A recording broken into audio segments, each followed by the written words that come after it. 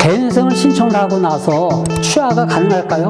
채무자에게 어떠한 개인적인 사정이 있을 수가 있겠죠. 채권자로부터의 어떤 채권 추심이라든지 아니면 강제 집행을 막기 위해서 금지 명령을 받지 않습니까? 이 금지 명령을 받고 나서는 스페라 숨을 쉬는 한 희망은 있습니다. 여러분의 희망의 등대직이 법원 회생위원 출신 회생파산 전문 법무사 최옥환입니다. 개인회생 신청서를 이제 법원에 제출을 하고 나서 채무자에게 어떠한 개인적인 사정이 있을 수가 있겠죠. 그러면은 개인회생 신청 자체를 없었던 일, 개인회생 신청을 취하할 수 있을까요? 이에 대해서 한번 관련 법조문을 같이 살펴보겠습니다.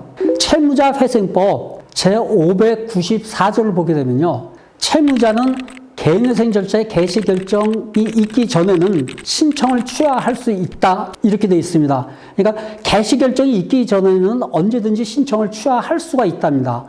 다만 채무자가 제592조의 규정에 의한 보존처분, 제593조의 규정에 의한 중지명령을 받은 후에는 법원의 허가를 받아야 신청을 취하할 수 있다. 이렇게 되어 있는데요. 구체적으로 설명을 하자면요.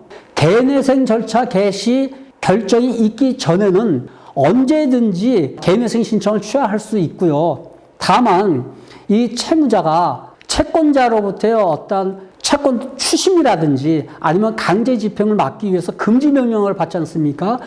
이 금지 명령을 받고 나서는 임의적으로 채무자 마음대로 취하할 수는 없고요. 법원의 허가를 받아야 됩니다. 채무자가 신청한 이 개인회생에 대해서 개인회생 절차 개시 결정이 있으면은 채무자는 원칙적으로 취하할 수 없는 것으로 지금 보이고 있는데요. 실무에서는 이제 개시 결정 후에는 채무자가 취하 신청서를 법원에다 제출을 하지 않습니까? 채무자가 변제할 의사가 없는 것으로 봐가지고 폐지 결정으로 정리를 합니다. 그래서 채무자가 취하 신청서를 법원에 개시 결정 후에 낸다고 하더라도 마찬가지로 폐지 결정을 해서 종국 처리를 합니다. 이 개인회생 절차는 완전히 끝나거든요. 결국 채무자가 개시 신청을 한 후에 개시 결정 전에는 신청 취하로, 개시 결정 후에는 폐지 신청으로 개인회생 절차를 이제 없던 일로 만들 수 있거든요. 결론적으로 말하자면은 개시 신청의 취하는 기간의 제한 없이 할 수가 있습니다. 개인회생 절차에서 신청을 취하하거나 변제 계획이 인가되지 않고 절차가 폐지가 되더라도 채무자는 아무런 제한 없이 다시 개인회생을 재신청을 할 수 있고요. 기각 결정이 내려지더라도 마찬가지로 아무런 제한이 없이 다시 재신청을 할 수 있습니다.